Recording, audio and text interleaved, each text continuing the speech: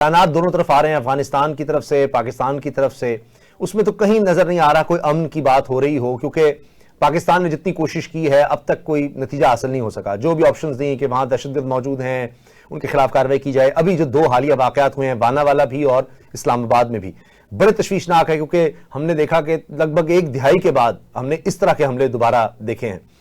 तो इनको रोकने के लिए अब क्या करना होगा, क्योंकि दोनों में हमें अफगान हैंडलर्स नजर आ रहे हैं। खुदकुश हमलावर का ताल्लुक अफगानिस्तान से, जितने भी वाना में दहशतगर्द थे उनका ताल्लुक अफगानिस्तान से, लाइव स्ट्रीमिंग कर रहे हैं, गुफ्तगू कर रहे हैं तो अफगानिस्तान से। तो क्या करना होगा? जी बहुत शुक्रिया। मेरा ख्याल है कि अफगानिस्तान की सिचुएशन के अंदर मुझे कोई बेहतरी इसलिए नजर नहीं आ रही कि टीटीपी का, कलअदम टीटीपी का जो मामला है वो वक्त के साथ साथ उसमें खराबी ही नजर आ रही है। ये बात दुरुस्त है कि हमारे पास बैनुल अक़वामी सालिस मौजूद हैं। तुर्की ने और कतर ने इस मामले के अंदर बड़ी डिटेल्ड डिस्कशन की, इजलास हुए और चीजों को बेहतर करने की कोशिश की गई। लेकिन मेरा ख्याल है कि पाकिस्तान की जानिब से, अगर मैं मोहतात अल्फाज में कहूं तो पाकिस्तान की जानिब से जो जो तवक्कुआत रखी जा रही हैं वो कुछ गैर हकीकत पसंदाना है।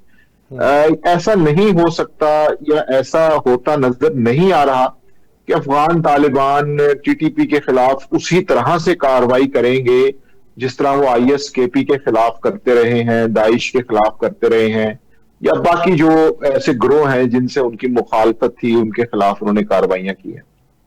तो बुनियादी मसला यह है कि कहीं ना कहीं रियासत को इस चीज को नजरअंदाज नहीं करना चाहिए था कि अफगान तालिबान और कलअदम टीटीपी का नजरियाती और अमली ताल्लुक क्या है। आइडियोलॉजिकल और ऑपरेशनल दोनों ताल्लुकात उनके मौजूद हैं, और इस चीज को नजरअंदाज करके रियासत ने बहुत बड़ी गलती की है मेरा ख्याल है, और उसकी भी हमें कहीं ना कहीं उसका जो मनफी नतीजा है वो हमें उठाना पड़ेगा। इसलिए मुझे नहीं लगता कि अफगानिस्तान के मामले के अंदर कोई बेहतरी आने वाली है। हो सकता है कि मामलात उससे ज्यादा सख्त हों, क्योंकि हम एज ए रियासत पाकिस्तान एक जंग कर सकते हैं। हमारे पास एक फिजाई बर्तरी हासिल है हमें अफगानिस्तान में, क्योंकि वहां पर कोई एयर सपोर्ट सिस्टम इतना अच्छा नहीं है।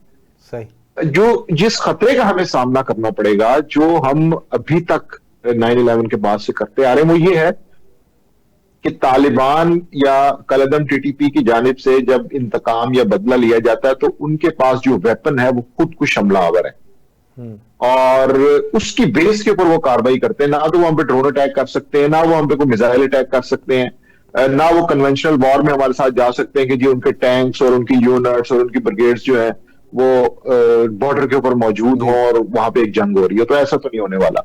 तो इस चीज को टैकल करना मेरा ख्याल है कि रियासत के लिए ज्यादा बड़ी जिम्मेदारी बन जाती है, और इसके ऊपर एक ज्यादा बड़ी एफर्ट दरकार है जो कि रियासत को करनी पड़ रही है।